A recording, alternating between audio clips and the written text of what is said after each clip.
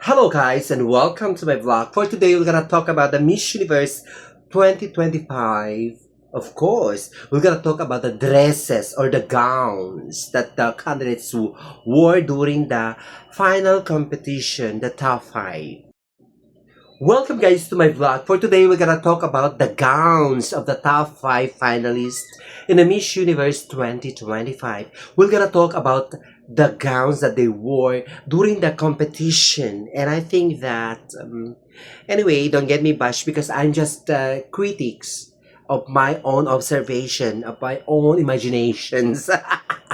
Anyway, it's not the gown that counts, the matter, but it's on how they carry the dresses, of course, guys. But of course, the gown that you wore in a pageant, it's really very important to know every single details about on what you're gonna wear because it will really marks in the history of the mindset of the analyst, beauty analyst, of course, guys.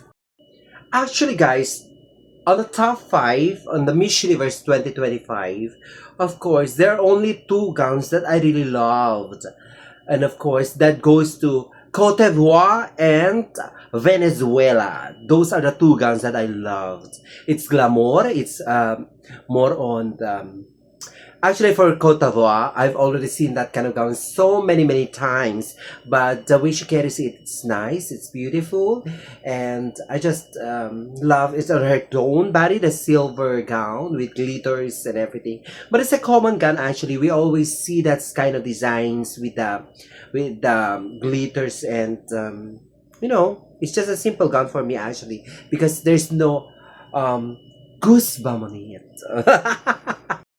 And now we'll go to Thailand. Thailand gown. Well, it's for me. It's not simple, but it's pale. It looks pale. I just there's there's no something glamour on it. That's my verdict. Actually, don't get me bashed, darling. But I do not like the gown. It's just so simple. There's no impact when she comes out. It's just pale. The mere fact that she's very pretty, that's one that thing that makes it looks more expensive, the beauty of Miss Thailand. But the gown, it's a big no for me actually. I do not like it. That's all. It's pale, you know? And now for Miss Philippines. Miss Philippines gown gives you a shock. What happened?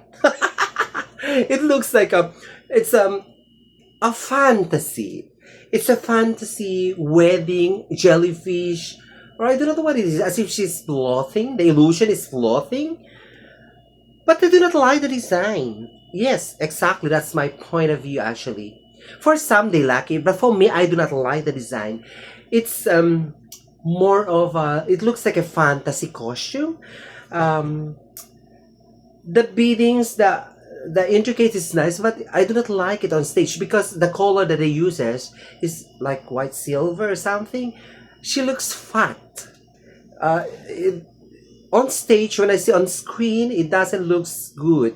It look it looks as if she's floating, but I cannot see her waist because as if she's wearing a mosquito net.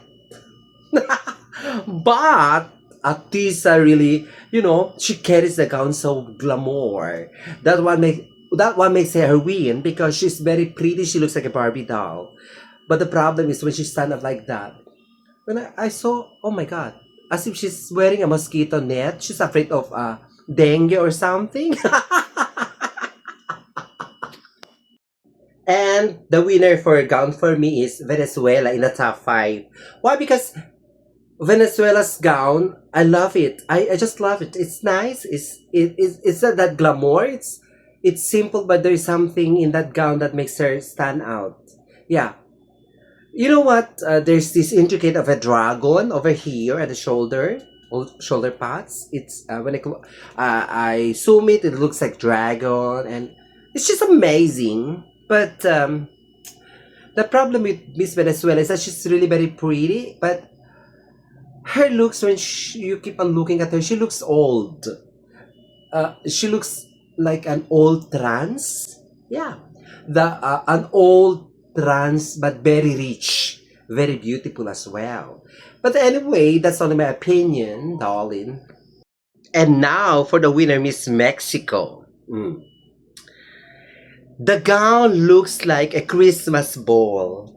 It's a Christmas ball that falls off from my Christmas tree.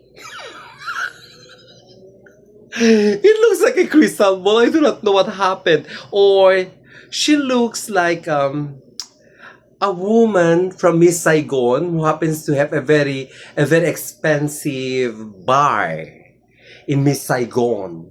A very expensive gown, and then all of a sudden she finds out that she's bankrupt in her expensive bar in Miss Saigon. That's the costume. She as if she's wearing costume. I do not know if it's costume or gown, but for me she looks like a Christmas ball wrapped in red and glitters of gold or something. She looks like a Christmas ball. This Mexico looks like a Christmas ball. The gown, yeah. Anyway, guys, thank you very much for watching. That's just only my opinion about the gowns because you know what? Impression lasts, especially in the Miss Universe. Because if you wear something dress like the gown competition, it will always be in the mind of a pageant analyst forever. Because when you wear something gown, they will always remember you for your gowns. You know, it will last in memory. The impression, if you wear something that is really nice, like until now, I still have in my mind the gown of, I do not know who is that. I think Puerto Rico. That was long time ago when she wore like a chain gown, and that really kissed in my mind until now. And of course, the gown of Japan, Rio Mori, yeah, the one that is just very simple, but I don't know what's it's a branded name of gown, and that sticks on my mind, the gown as well. And of course, Catriona Gray's gown, and lately is the gown of Emma Marie Tiglao. Yeah, when she comes out the stage in a Miss Grand, that gown will always last in my mind forever because it's very very nice. You know, sometimes when you wore a gown, people will remember you for that particular gown. The impression will last forever in your mind, especially if you're a fanatic of beauty pageant, of course. So that's why when you join competition, you really make it a point, especially joining beauty pageant, you really need to make it a point that you need to put an effort for everything so that people will always say something, oh, you look so very nice in your dress or something like that. Anyway, guys, the girls are really very beautiful on the top five. All of them are really very beautiful, but I think if you're gonna ask me who's my winner is, see you on my next vlog.